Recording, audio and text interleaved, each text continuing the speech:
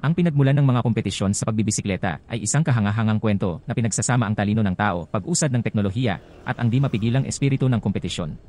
Nagsimula ang lahat sa unang bahagi ng ika-19 na siglo, kasabay ng pag-imbento ng bisikleta.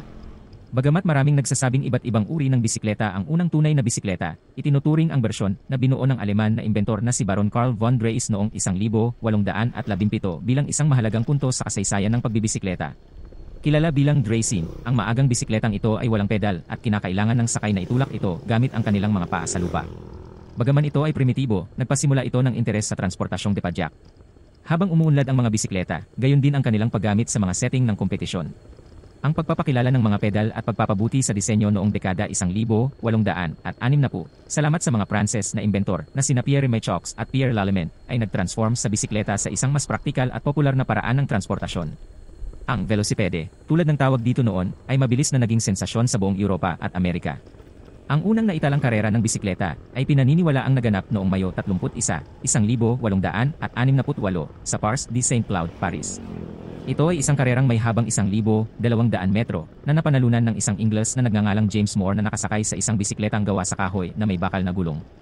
Ang tagumpay ng event na ito ay humantong sa mas maraming karera, kabilang ang unang karera mula lungsod patungo sa ibang lungsod mula Paris hanggang Rouen noong Nobyembre ng parehong taon. Nanalo rin si James Moore sa mas mahabang karerang ito, pinatatag ang kanyang lugar bilang isa sa mga unang bituin ng karera sa bisikleta. Ang mga maagang karerang ito ay pangunahin para sa mga amateur, ngunit naglatag ang mga ito ng pundasyon para sa profesional na kompetisyon.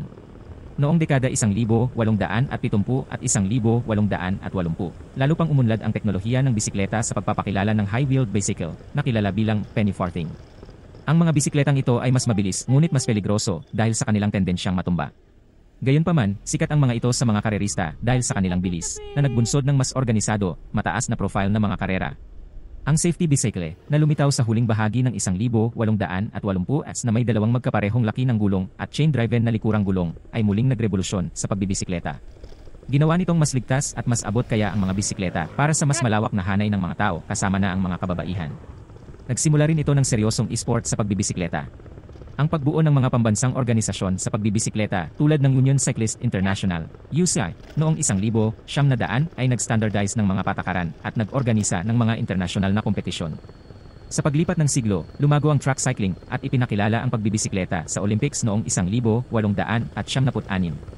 Lumawak din ang road racing, kasama ang inaugural Tour de France noong 1903 na isinakatuparan ng mamamahayag na si Gaulle at ng kanyang editor na si Henry Desgrange. Agad itong naging matagumpay at nananatiling pinakaprestihiyosong kaganapan sa pagbibisikleta sa mundo. Kaya naman, ang nagsimula bilang isang simpleng paraan ng transportasyon ay naging pandaigdigang kababalaghan sa palakasan.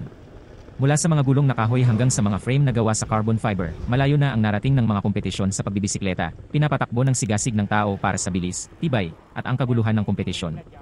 Ang mga payak na simula sa mga parke ng Paris ay na-transform sa mga pangyayari na umaakit ng milyon-milyong tagahanga sa buong mundo. Ipinagdiriwang hindi lamang ang pisikal na kakayahan, kundi pati na rin ang espiritu ng inobasyon na nagpasulong sa bisikleta sa pag-iral.